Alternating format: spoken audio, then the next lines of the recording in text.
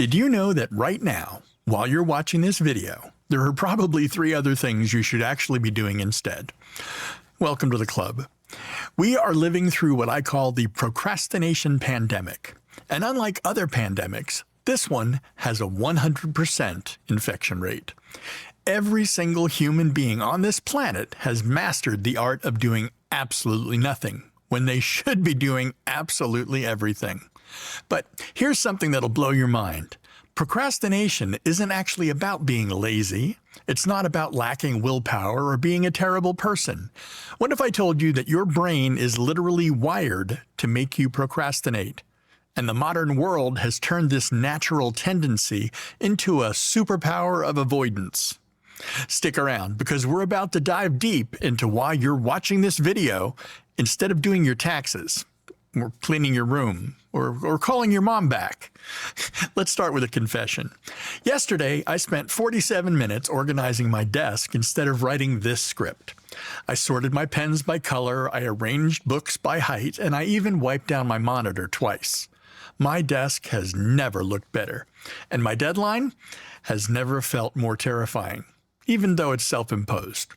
Sound familiar?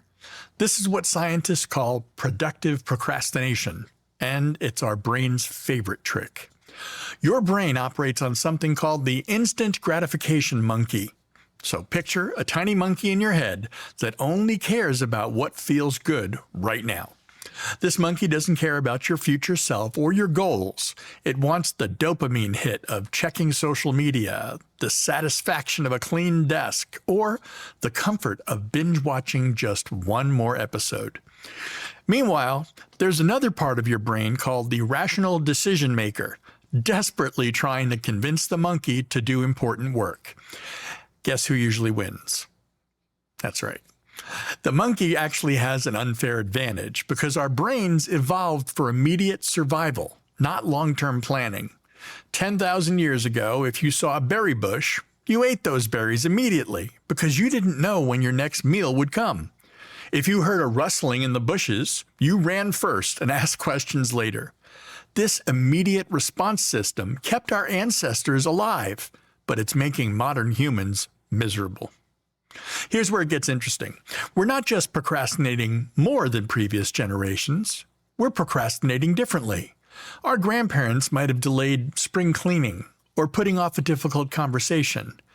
We delay everything while simultaneously doing everything else.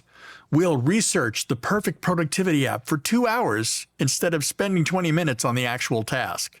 We'll watch videos about time management while our deadlines scream at us from our calendars.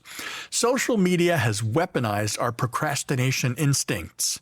Every platform is designed to trigger that instant gratification monkey. The red notification dot, the infinite scroll, the perfectly timed variable reward schedule, these aren't accidents. Teams of neuroscientists and behavioral economists have crafted these platforms to be irresistible.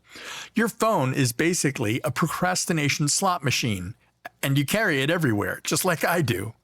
But the procrastination pandemic goes deeper than just digital distractions. We're living in an age of choice paralysis. Previous generations might have had 3 career paths to consider. We have 3,000. They might have chosen between 2 breakfast cereals. And we stand in the grocery aisle facing walls of options, paralyzed by possibility. When everything is possible, nothing feels urgent. The fear of imperfection has also reached epidemic proportions. We delay starting projects because we're terrified they won't be perfect. We spend more time researching the perfect approach than we would spend just doing the thing imperfectly. Perfectionism and procrastination are best friends. They feed off each other in an endless cycle of anxiety and avoidance. Let me share something that might make you feel better about your procrastination habits. I know it helped me. Some of history's greatest achievements came from procrastinators. Leonardo da Vinci took 16 years to complete the Mona Lisa, constantly getting distracted by other projects. Adam Grant, the famous productivity researcher, discovered that moderate procrastination can actually boost creativity. When you delay starting a task, your subconscious mind continues working on it, often leading to more innovative solutions. The key word there is moderate. See, there's a sweet spot between rushing into things and putting them off forever. Light procrastination gives your brain time to incubate ideas. Heavy procrastination gives your brain time to panic and shut down completely. Here's something fascinating about the procrastination epidemic. We've created an entire industry around fixing it, which has become another source of procrastination. We buy productivity planners and never use them. We download meditation apps and forget to meditate. We watch YouTube videos about time management instead of managing our time. The irony is delicious and devastating. The pandemic has also revealed interesting patterns about when and why we procrastinate. Working from home eliminated the external structure that many people relied on. So without a boss looking over your shoulder or colleagues around you, the instant gratification monkey threw a party. Pajama pants became acceptable work attire, and the line between personal time and work time disappeared completely. But here's a plot twist. Some people actually became less prone to procrastination during lockdown. Without commutes, social obligations, and office interruptions, they found focus they never knew they had. This tells us something important about procrastination. It's not a character flaw. It's often a response to our environment and circumstances. The procrastination pandemic has also created interesting social dynamics. We bond over our shared struggles with productivity. Memes about deadline panic get millions of shares, and we've normalized the experience of doing everything at the last minute. There's comfort in knowing that everyone else is also struggling to adult properly.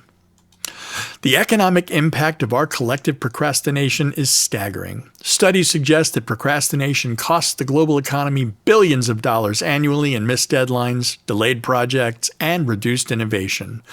But it also drives entire industries. The self-help market, productivity software, and life coaching businesses thrive on our inability to just do the thing. Technology companies have started recognizing their role in the procrastination pandemic. Some apps now include features to limit your usage. Phone manufacturers add screen time tracking.